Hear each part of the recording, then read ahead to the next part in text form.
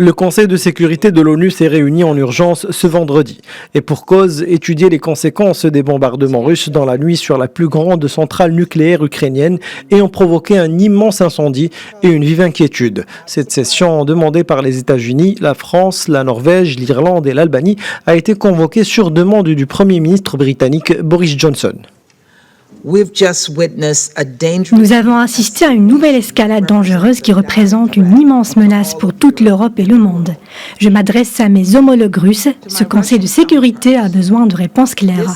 Nous avons besoin que vous nous promettiez que l'attaque d'une centrale nucléaire ne se reproduirait plus jamais. Et comme mon collègue britannique l'a dit et redit, retirez vos troupes et vos armes tout de suite de l'Ukraine.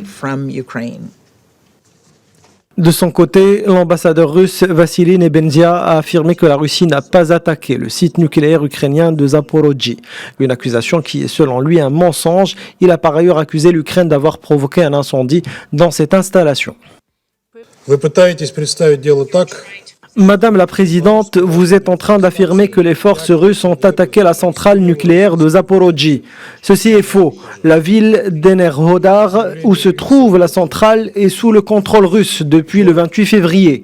Et la Russie a signé un accord avec la centrale pour la protéger. Ce sont les Ukrainiens qui ont voulu semer la zizanie en incendiant la centrale.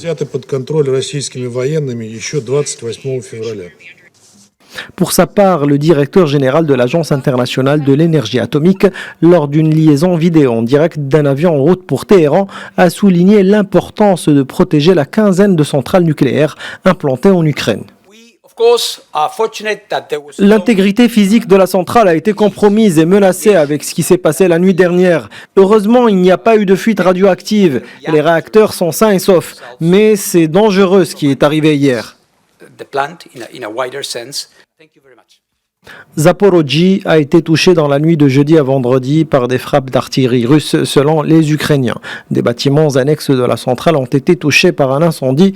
Vendredi, l'armée russe occupait la centrale. Le régulateur ukrainien a indiqué que le feu qui avait touché un laboratoire et un bâtiment de formation avait été éteint et qu'aucune fuite radioactive n'avait été détectée. Selon les observateurs, le monde a évité une catastrophe de grande ampleur la nuit dernière.